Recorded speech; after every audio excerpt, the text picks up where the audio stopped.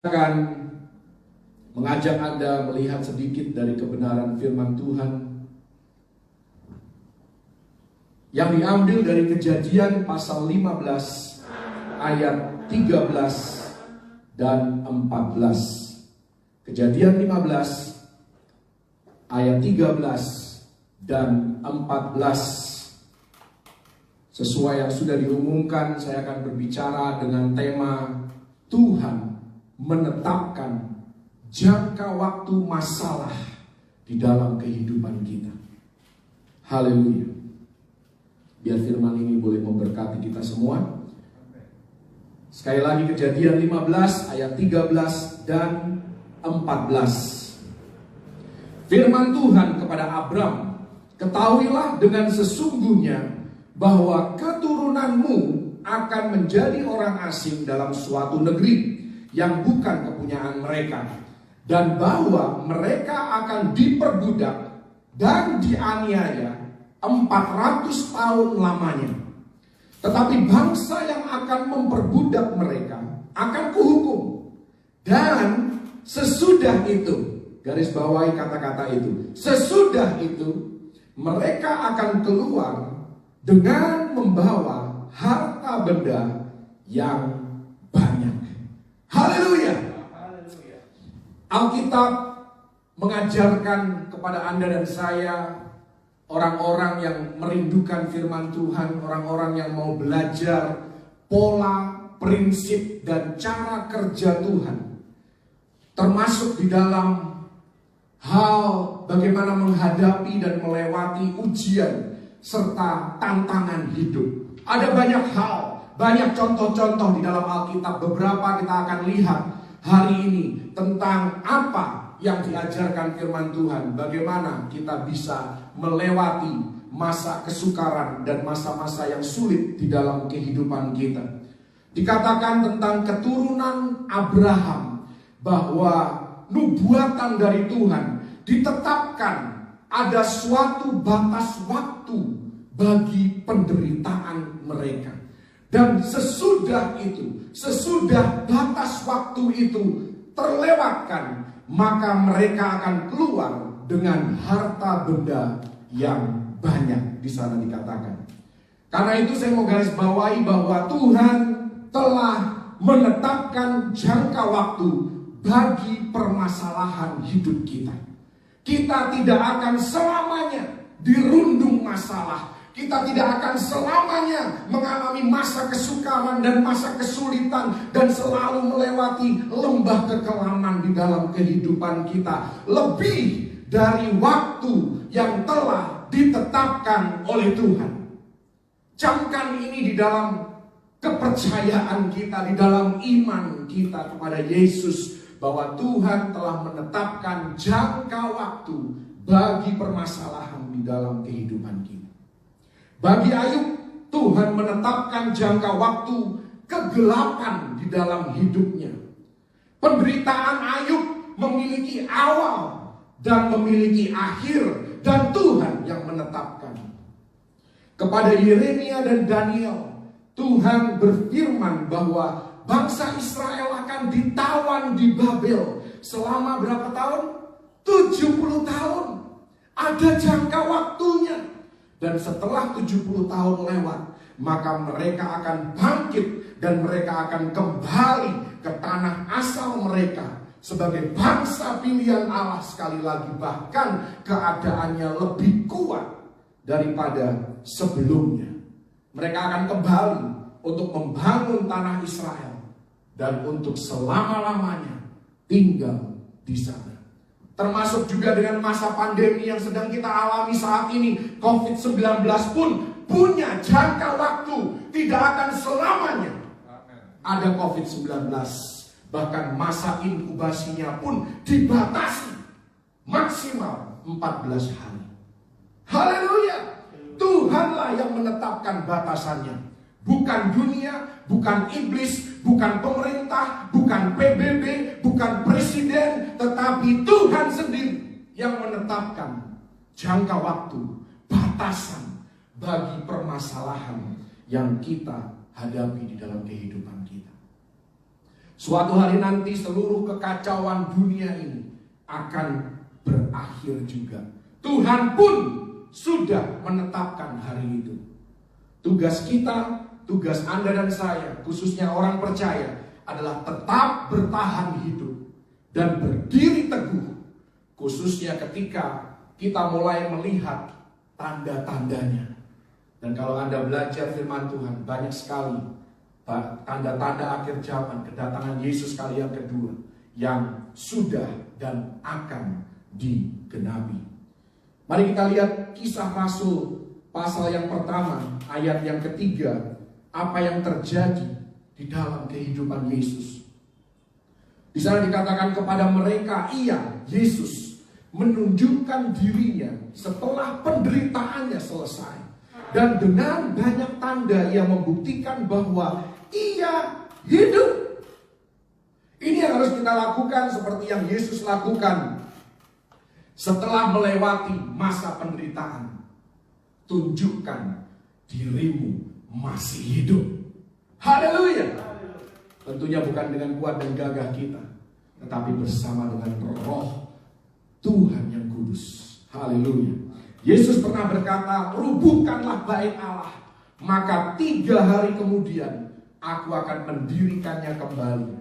Yesus tentunya sedang berbicara tentang dirinya sendiri, bukan bangunan bait Allah. Di sini pun kita melihat Yesus, Tuhan, memberikan jangka waktu untuk masalah yang akan dia hadapi. Memang benar, Yesus harus melewati masa kesulitan. Dia harus dianiaya, dia harus menderita, bahkan dia harus mati di atas kayu salib dengan cara yang hina. Tetapi 3 hari kemudian, Yesus akan bangkit kembali.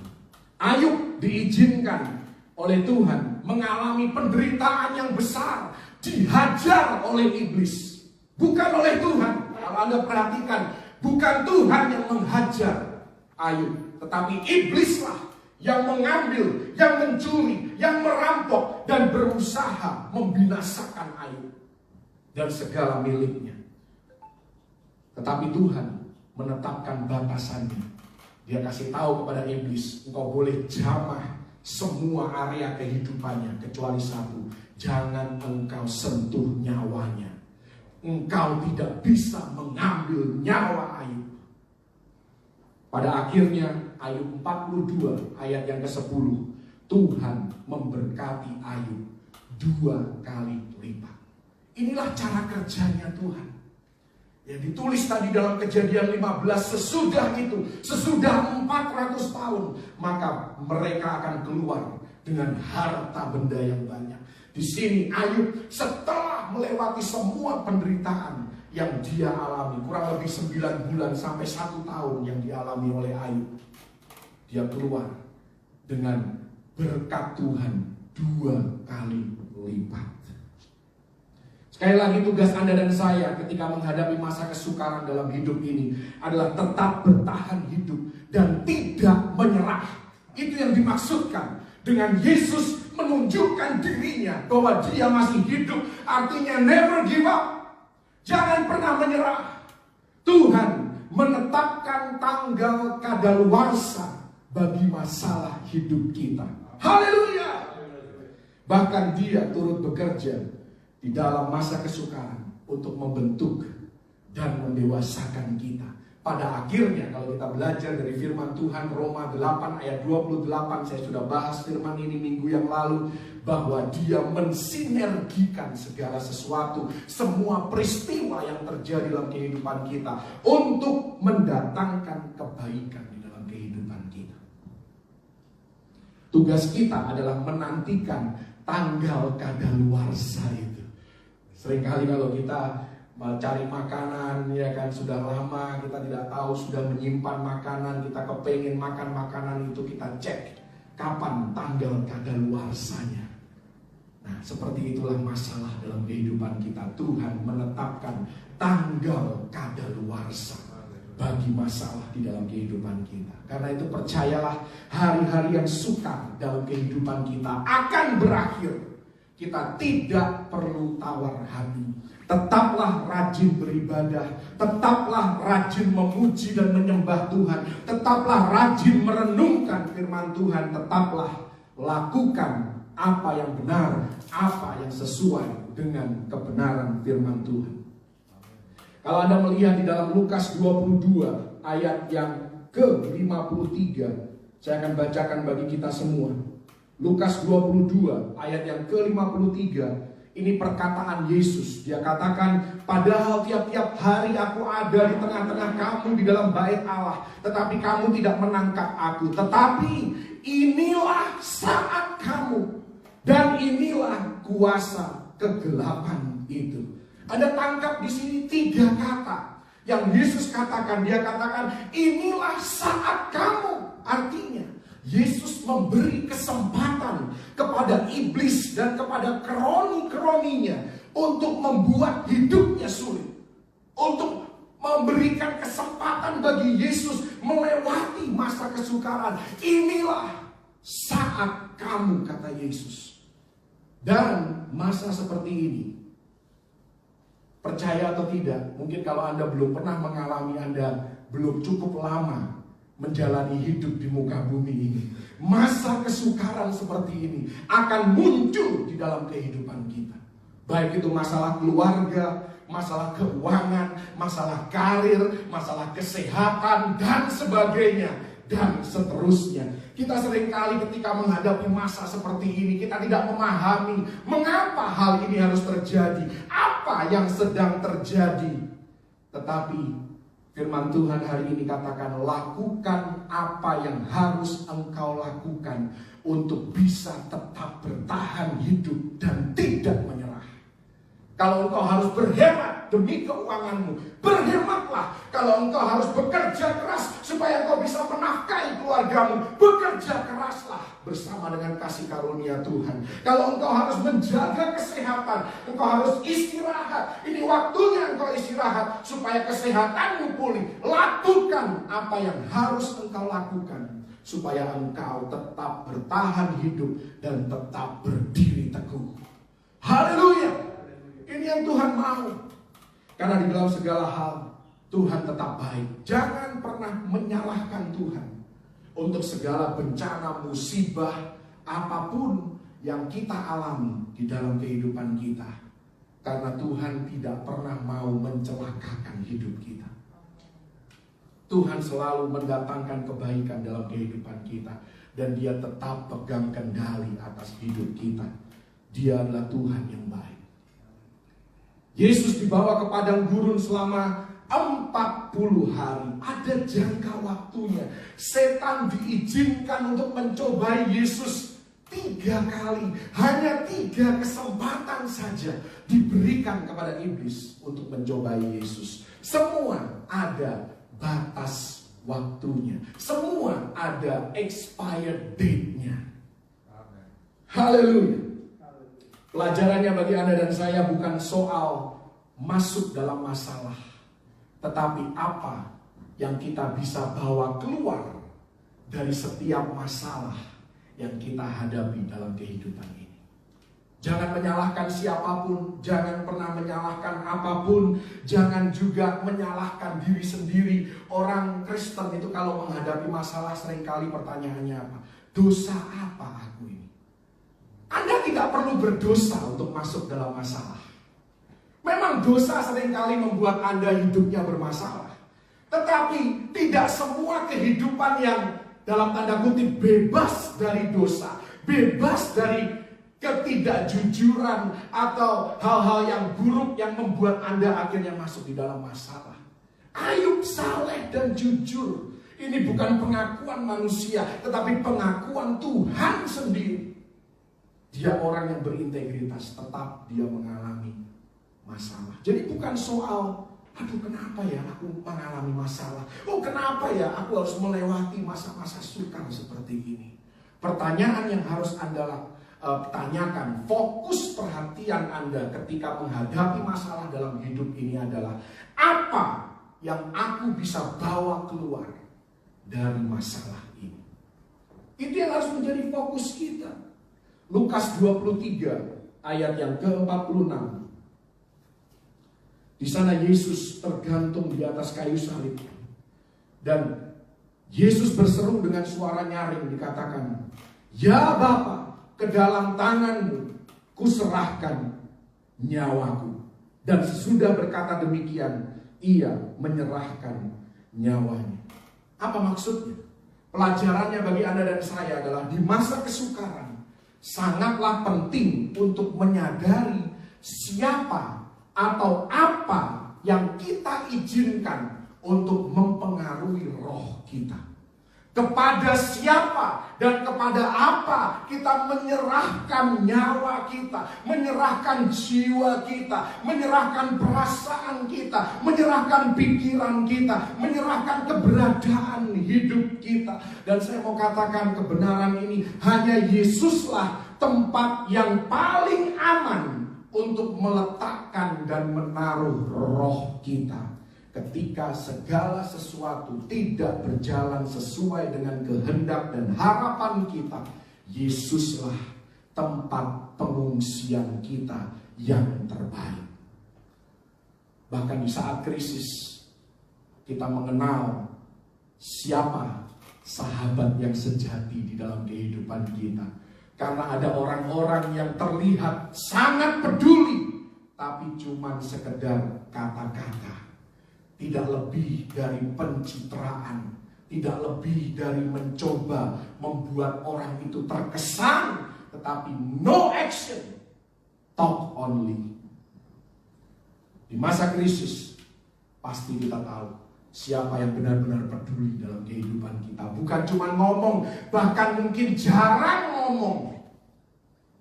Tetapi ketika Anda ada dalam masalah, orang ini datang untuk menolong Anda, untuk melepaskan Anda, untuk membebaskan Anda, atau minimal untuk meringankan beban Anda. Anda akan tahu siapa orang-orang itu, dan Anda harus catat orang-orang itu karena merekalah sahabat Anda yang sejati. Ketika krisis datang, karakter terungkap, kepercayaan kita terungkap. Selama ini kita taruh iman kita kepada siapa atau kepada apa. Setelah penyaliban, dikatakan tadi Kisah Para Rasul 1 ayat yang ketiga, Yesus menunjukkan dirinya hidup kepada para muridnya. Inilah yang harus kita lakukan. Menunjukkan kepada orang di sekitar kehidupan kita, apapun yang terjadi di dalam kehidupanku, aku akan tetap bertahan dan aku akan tetap berdiri bersama-sama dengan Tuhan. Apapun yang menghantam hidup kita, kita tetap memuji menyembah Tuhan, kita tetap beribadah, kita tetap melayani, kita tetap melakukan apa yang kita tahu adalah hal yang benar. Kenapa kita perlu menunjukkan kepada banyak orang di sekitar kehidupan kita? Karena suatu hari mereka akan mengalami masa-masa kesukaran. Mereka akan mengalami hal-hal di luar dugaan dalam kehidupan mereka. Mungkin beda masa kesukarannya, jenisnya beda, tetapi tetaplah hal itu adalah hari-hari yang sukar, hari-hari yang sulit, dan kita bisa bersaksi kepada mereka. Yakinlah bahwa Tuhan menetapkan jangka waktu bagi permasalahan di dalam kehidupan. Disinilah Tuhan mengubahkan masalah menjadi kesaksian. Kita bisa menolong orang lain dengan pengalaman hidup kita. Seperti Daniel di gua singa, singanya tidak pernah melukai dia. Sadrak, Mesak, Abednego melewati dapur perapian, tetapi tidak ada sedikit pun aroma hangus pada mereka. Tetapi penderitaan Yesus berbeda. Kalvari berbeda. Karena Kalvari memberikan kepada Yesus bekas luka yang akan ada untuk selama-lamanya. Seperti kebanyakan masalah dalam hidup kita. Benarkah demikian? Sebagian besar masalah di dalam hidup kita meninggalkan bekas luka yang akan ada terus selama-lamanya dalam hidup kita. Kalvari melukai Yesus lebih dari pencobaan lainnya. Dan di masa pandemi seperti ini sudah hampir 1 tahun, bahkan mungkin sudah 1 tahun ya, dari Januari ke Januari. Sulit untuk melewati masa-masa seperti ini tanpa luka. Baik itu batiniah kita, baik itu jasmaniah kita, baik itu relasi kita, keluarga kita, gereja kita, pelayanan kita, finansial kita, semuanya mengalami luka yang membekas dan mungkin tidak akan pernah bisa hilang seumur hidup. Tetapi saya mau katakan, ini bukan waktunya untuk kita mengasihi diri sendiri. Depresi, stres, putus asa itu bukan pilihan bagi orang percaya. Ini waktunya orang percaya, Anda dan saya, memperkatakan kehidupan. Aku akan bangkit kembali, aku akan pulih kembali, aku akan sembuh kembali. Haleluya. Perkatakan kehidupan di tengah kegelapan yang terjadi dalam kehidupan kita. Luka itu akan menjadi reminder, akan menjadi pengingat tentang apa yang telah berhasil kita lewati bersama dengan Tuhan, sehingga kita siap untuk menghadapi tantangan berikutnya. Haleluya. Dan percayalah, di setiap ujian, di setiap cobaan dalam kehidupan kita, selalu ada sesudah itu. Selalu ada. Kita masih anak-anak Allah. Amin. Kita harus tetap memuji Tuhan di dalam segala hal. Berikan kemuliaan kepada Tuhan di tengah keadaan yang sulit. Mulailah ujian kita dan akhirilah ujian kita, serta jalanilah ujian kita dengan pujian dan penyembahan. Ayub memulai ujiannya dengan sangat-sangat baik. Setelah kehilangan semua harta miliknya, bahkan anak-anak yang sangat dia kasihi, dia berkata apa? Terpujilah nama Tuhan. Dia masih bisa memuji Tuhan. Dia memulai dengan baik. Bahkan dikatakan, kalau Anda lihat di dalam Ayub 2 ayat yang ke-8, ini terjadi setelah Ayub memuji Tuhan di pasal yang pertama. Di pasal yang kedua dimulai dengan tubuhnya. Ayub sudah mulai mengalami bara yang busuk, gatal sekali saudara.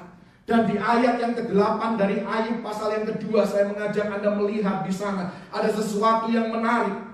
Di sana ditulis, lalu Ayub mengambil sekeping beling untuk menggaruk-garuk badannya sambil duduk di tengah-tengah abu. Sekeping beling artinya ada sesuatu yang hancur, ada sesuatu yang sudah remuk. Dan sesuatu yang remuk inilah yang membuat dia merasa nyaman, yang membuat dia merasa tenang, yang bisa meneduhkan jiwa Ayub. Itu berasal dari sebuah kepingan. Tahukah Anda, Tuhan dapat memakai kepingan hidup Anda untuk menenangkan orang lain. Karena itu Anda harus tetap bertahan, jangan pernah menyerah di masa kesukaran. Karena sekalipun hidup Anda hancur, hidup Anda remuk, dengan kepingan hidup Anda akan dipakai oleh Tuhan untuk bisa meneduhkan dan menenangkan hati dan jiwa orang lain.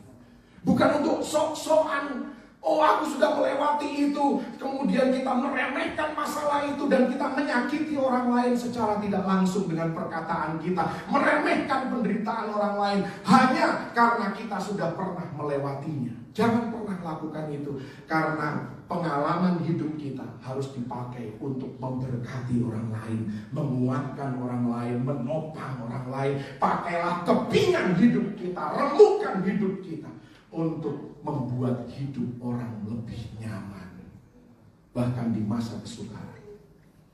Dari sini kita melihat, dari pasal yang pertama, pasal yang kedua, lalu dengan berjalannya waktu, Ayub mulai berkeluh kesah. Sekalipun dia memulai dengan luar biasa, dia memulai dengan penyembahan, dia memulai dengan pujian kepada Tuhan. Tetapi dengan berjalannya waktu, Ayub mulai lelah dengan hidupnya. Dikatakan di pasal yang ke-10 ayat yang pertama, Ayub berkata, aku bosan dengan hidupku. Aku lelah dengan semua ini. Jiwaku pahit, senyumku hilang. Aku mencari Tuhan, tapi tidak kutemukan. Ayub 23 ayat 8 dan 9 dikatakan, aku berjalan ke timur, aku berjalan ke barat, tetapi dia tidak ada di sana. Aku berjalan ke utara, aku berjalan ke selatan, tetapi dia tidak nampak. Bukankah ini yang seringkali terjadi ketika kita ada di tengah-tengah masa kesukaran? Bahkan Ayub berkata, seharusnya aku tidak pernah dilahirkan. Itulah iblis. Itulah suara kegelapan yang selalu berusaha membuat kita lelah. Ini yang seringkali terjadi dalam kehidupan kita, dalam kehidupan saya secara pribadi. Menantikan sesuatu, kok lama sekali ya? Kenapa harus lama sekali? Bukan 1-2 bulan, tapi 1-2 tahun, atau mungkin 10-20 tahun. Kenapa lama sekali Tuhan? Tetapi itu suara iblis yang membuat kita mempertanyakan kedaulatan Tuhan. Karena Tuhan sudah punya jangka waktu. Dan Tuhanlah yang menetapkan, bukan kita.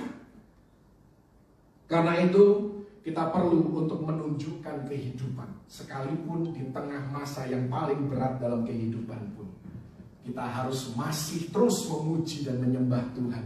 Kita masih terus berdoa. Kita masih percaya. Bahkan iman kita lebih fokus lagi, lebih tajam lagi pada apa yang penting, yaitu Yesus sendiri.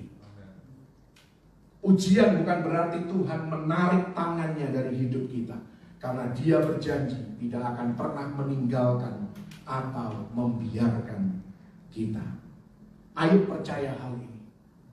Dan di tengah masa kesukaran, di tengah kegelapan dalam hidupnya, dia katakan di dalam Ayub 23 ayat yang ke-10, luar biasa. Karena dia tahu jalan hidupku, seandainya dia menguji aku akan timbul seperti emas. Jadi sekali lagi, bukan soal kita menghadapi masalah, kenapa sesuatu masalah harus kita alami, tetapi apa yang kita bisa bawa keluar dari masalah itu. Di sini ada fan tinju. Anda yang suka tinju, Anda yang usianya cukup senior, karena pada waktu itu saya belum lahir, tapi saya dengar ceritanya. Tanggal 30 Oktober tahun 1974, ada sebuah pertandingan tinju yang disebut dengan Rumble in the Jungle, atau kalau diterjemahkan dalam bahasa Indonesia adalah gemuruh dalam rimba. Anda tahu? George Foreman melawan Muhammad Ali. Kalau Anda fans tinju, Anda pasti tahu. Ya, pertandingan ini terjadi di Zaire. Hari ini Zaire adalah Kongo. Dan Muhammad Ali ini adalah petinju yang baru saja saudara naik daun. Dan dia melawan George Foreman dengan kehebatannya, dengan rekornya, dengan garangnya dia, dengan perkataannya yang suka mengintimidasi lawan-lawannya. Muhammad Ali bertanding tinju melawan George Foreman. 7 ronde yang pertama, Muhammad Ali selalu terpojok, dihajar habis oleh George Foreman. Dia hanya bertahan, supaya dia tidak jatuh, supaya dia tidak KO, supaya dia tidak mengalami luka parah. Dia bertahan, dan dia hanya bersandar di sisi ring sambil terus dipukul, dihantam, dihajar oleh George Foreman. Di ronde yang ke-7, ada satu saat di mana Muhammad Ali bisa akhirnya mendekati George Foreman. Dan dia bisikkan kepada George Foreman. Dia katakan, "Is that all you got? Cuma itu yang kau bisa lakukan? Itukah yang terbaik yang kau bisa berikan untuk mengalahkan aku? Cuman itu saja? Ada yang lain nggak? Ada yang lebih nggak? Muhammad Ali membisikkan itu kepada George Foreman. Is that all you got? Ini yang harus kita bisikkan kepada iblis. Is that all you got? Apakah itu yang terbaik? Apakah itu pukulan yang terbaik yang kau bisa berikan dalam hidupku? Dan apa yang terjadi sekarang? Di ronde yang ke-8, Muhammad Ali memukul KO George Foreman. Setelah 7 ronde, dia hanya bertahan. Dia hanya digebukin, dia hanya dipukulin. Dan dia berusaha untuk tetap hidup, tetap berdiri. Is that all you got? Ali memenangkan pertandingan itu.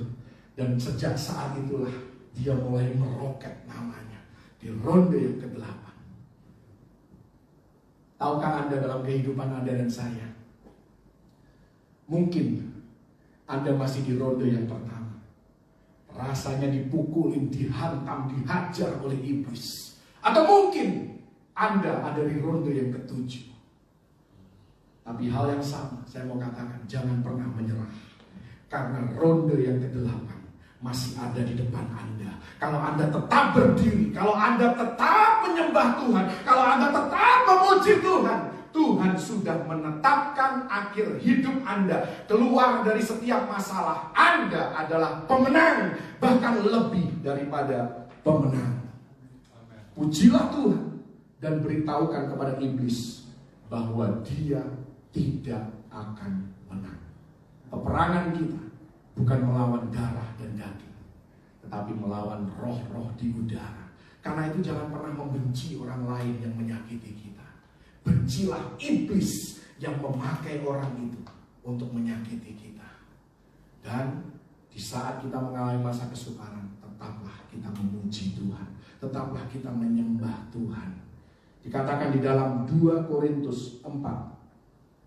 Ini ayat yang terakhir, 2 Korintus 4 ayat yang ke-8 dan yang ke-9. Di sana dikatakan, dalam segala hal kami ditindas namun tidak terjepit. Kami habis akal namun tidak putus asa.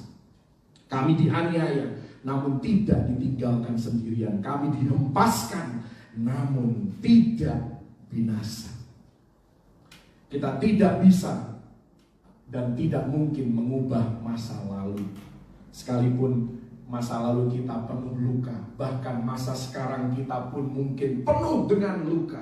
Saya mau katakan, teruslah melangkah ke depan sambil memuji dan menyembah Tuhan. Teruslah berdoa, teruslah beribadah, teruslah lakukan apa yang benar. Jangan pernah menyerah, jangan berhenti untuk berusaha. Karena sesudah itu berkat Tuhan tersedia bagi Anda dan saya. Tuhan Yesus memberkati. Haleluya.